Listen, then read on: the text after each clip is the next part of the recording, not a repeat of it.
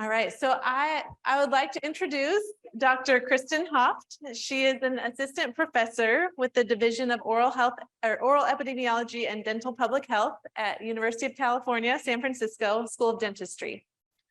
Yes, welcome.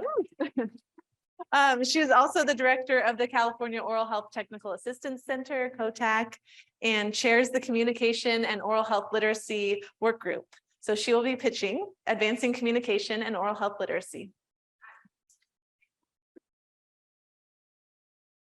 What if there was a magic key? And slides. You need the magic. All right. So what if there was a magic key? And a key that could improve health outcomes, lower rates of dental caries and periodontal disease, increase use of preventive dental services, improve patient participation in their own care, increase likelihood of getting patients the care they need.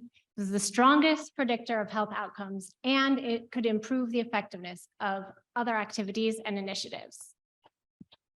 Yes.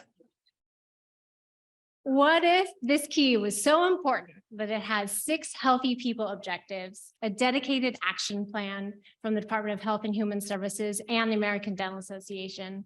It has its own national advisory committee. It's been included in CODA requirements for dental education. It's been emphasized by the Surgeon General, and it's a focus of the guide developed by the CDC.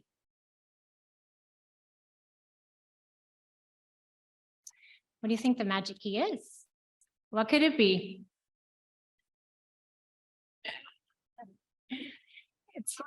It's health literacy. And it's a key that a lot of you might have. But it's a key that's out of reach to a lot of people, 43% of adults. And in California, that's a lot of people.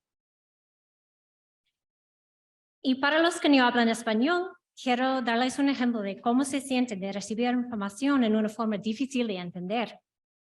¿Ya están listos de hacer decisiones sobre su salud? Do you guys feel ready to make a decision based on what I just said? Excellent. Right? And here I want to give you this example. Let's say I handed you this, and this is all that you could understand. Do you feel ready to make a decision based on this? The decision that could affect you or your family? No. And so this topic of communication and health literacy is really important. And it's also really big. So when we think of communication and health literacy, I think of all these things under that same umbrella. So as we're answering the questions today, these are all the things that are encompassed in this topic. So we've got oral health literacy, both from an individual level. This is making sure that people can understand and make decisions on health information.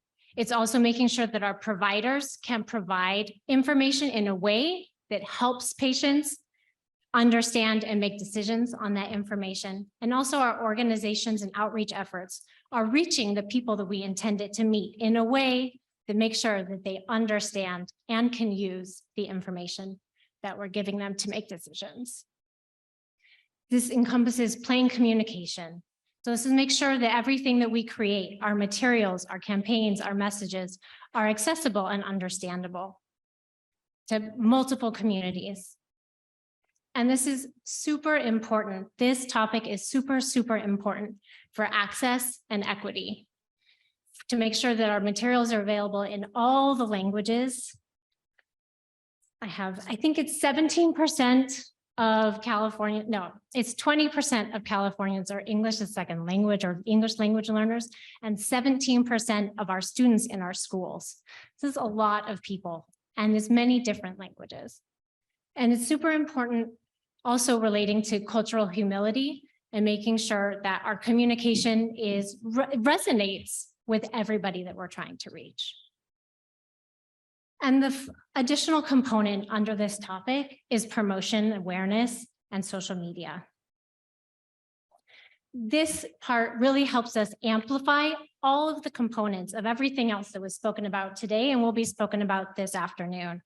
You can design the very best scientific evidence-based program and all the topics that were covered. But if you're not communicating it and you're not making it resonate with people, they're not going to adopt it and it's not going to have the full effect.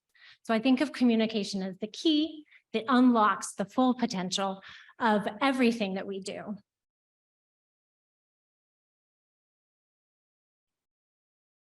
All right, so I'm going to very quickly fly through some of the accomplishments that we've had over the last strategic planning years. The oral health literacy toolkit Dr. Kumar mentioned. Most recently, they developed a teach back booklet, which is providing very hands-on skills and role play activities to make sure that dental providers are using the teach back method, which we know shortens the length of time of a dental interaction and also increases the buy-in and the capacity of patients to follow what they've been told. We have created a resource center that was developed in partnership with COTEC and as well as the communication work group, where we reviewed many different materials to make sure that they were evidence-based, accessible, and use plain language, and put them in this interactive resource center. We also have an oral health resources education like library that has really great videos and fun to use resources. We've also been supporting LOHPs in their brush book bed campaigns and have talked about where we've created tools to help communities and LOHPs interact with their stakeholders. So we've got multiple webinars that are developed on how to raise local oral health awareness and engage and speak about oral health with local media.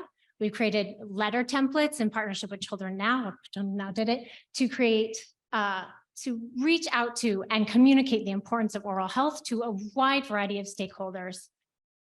And we've also got talking points that help you approach partners and talk about the importance of oral health.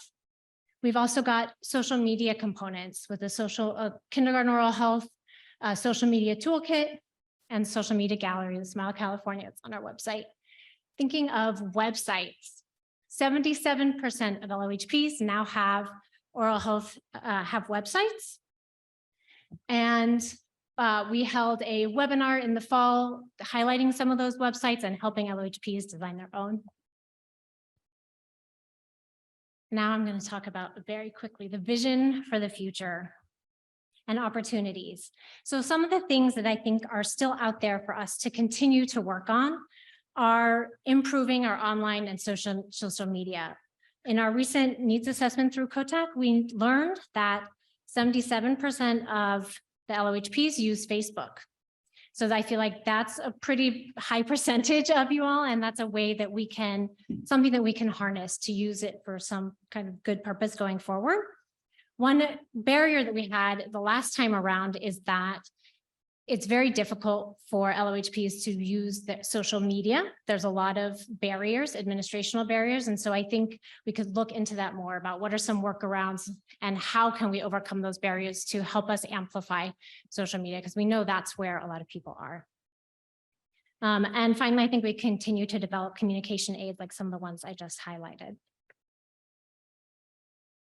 So when I think of the vision for the future, it's making sure that we have health literate people, health literate providers, and health literate organizations to really maximize the health of California. Here's some keywords that I think of when I think of how we can maximize communication.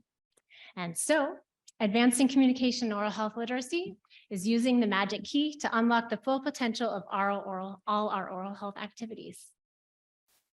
Thank you.